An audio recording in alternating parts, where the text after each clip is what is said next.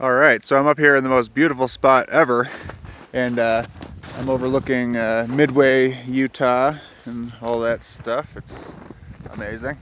Alright, so I want to talk about an important topic here, cheap snowmobiles and how amazing they are. This sled has a market value of about $400 buying or selling it. This is a 1994 Polaris Indy Trail Deluxe, I guess. It's a 488cc fan-cooled engine. Motor. It's about as simple as it gets, about as reliable as it gets. Doesn't even have an airbox on there, just chilling. I just recently learned how these work. It's like a lawnmower, sort of, right on the recoil mechanism where you start it. There's that's the fan there, and it just blows air over the cylinders, which are a conventional air-cooled design with the cooling fins. You can actually, this hood stays up, it's nice. You can see over here how it works. Yep, there's the traditional cooling fins right there. It just passes the air over there, and I guess people rig up ingenious foot warming systems because as it sits, it sends a lot of warm air out of this vent here. But people set up systems with PVC or something to warm their feet. But this is well known as one of the most reliable and bulletproof and simple engines ever, and puts out decent horsepower too. I mean, I don't know how much, but it moves pretty well. It's pretty strong, even at this point in its life. This sled looks a little rough because the paint is coming off. It almost looks like some foam color, but that's just the fiberglass or whatever it is. But for $400, this sled is an absolute animal. It takes you pretty much where you need to get. Obviously not through super deep snow, but on a day like this, we've got this slightly crusty, soft snow. It's warm out here, and this sled is loving it. I'm drifting around, spinning the track a lot, and it has just enough power.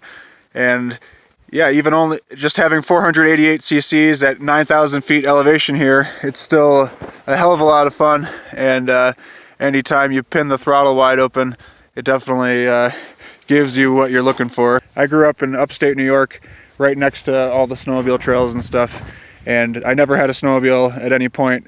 I've never actually owned a snowmobile. I sort of had a King Cat at one point, but then Stuart kind of took ownership of that again because I was injured. But I've never really owned a snowmobile, especially as a kid, and it was the only thing I wanted. I guess a dirt bike was the only thing I wanted more because that's what I ultimately budgeted for in the end.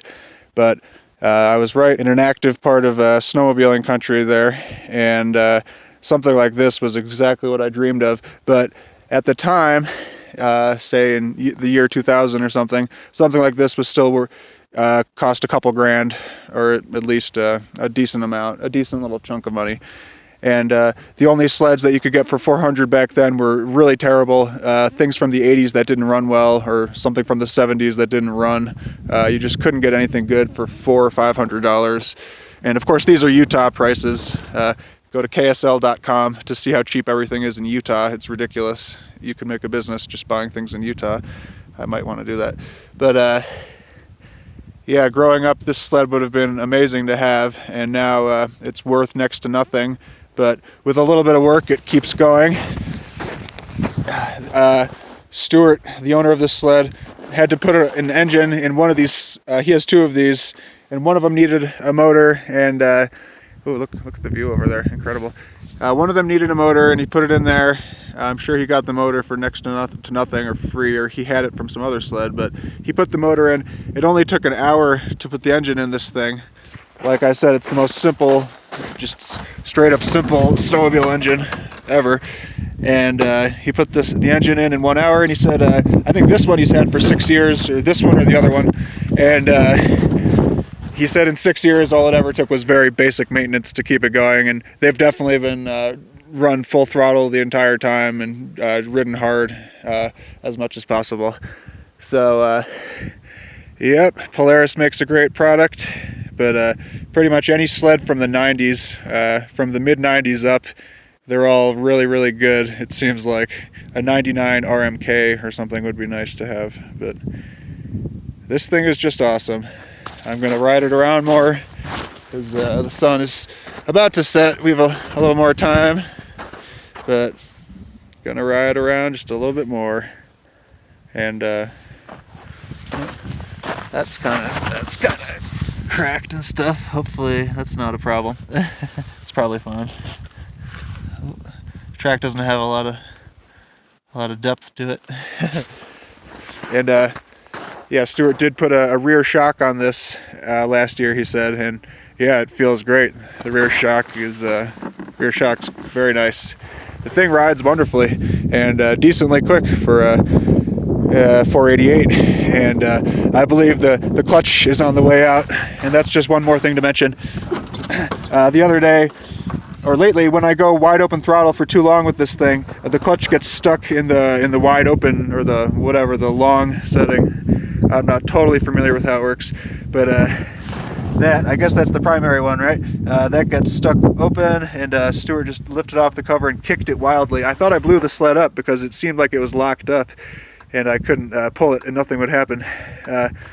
But he kicked it wildly, and then we sprayed some lubricant on there of some sort, and it seems to work pretty well. Although if I hold it wide open for like 20 seconds straight, it'll get stuck all the way open for a little bit and struggle to get back to gear itself back down. But Stuart did mention, even when the clutches go bad in these things, you can still get like a year of riding out of it at least, or a season if not two, and that's what I like to hear.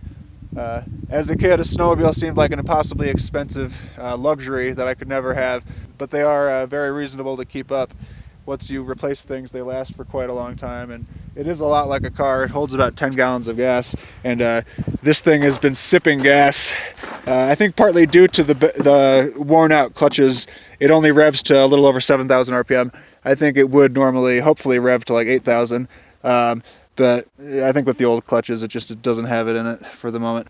But yeah, anyway, this thing just sips gas, especially with that clutch imposed rev limit. It really sips gas, and I've hardly gone through any gas just riding this thing wide open all day. I've put 41 miles on it, I think, unless I'm reading it wrong. But yeah, that's pretty good. So yeah, I'm gonna put a few more miles on. The old 94 488 Polaris. Seems like all the best vehicles are made in 94 or right around that period. I am partial to that era. All right, I'm gonna ride around some more. See you later. Wish me luck.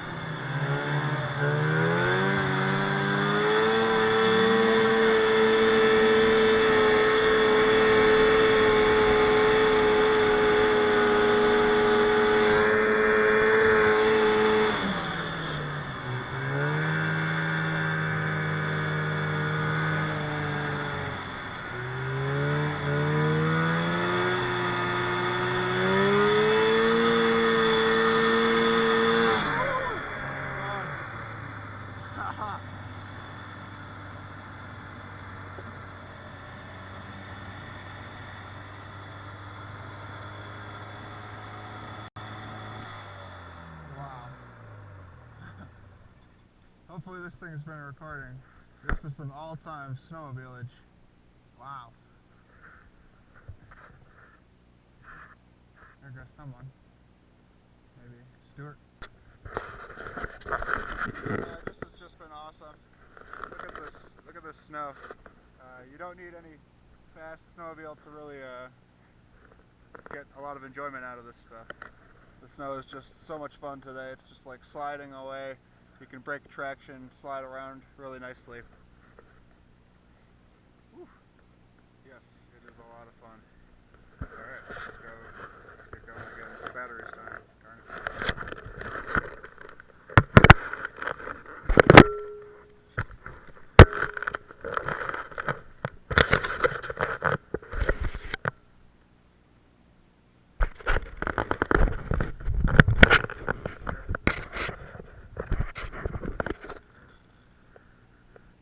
Hopefully this angle's okay. We'll see.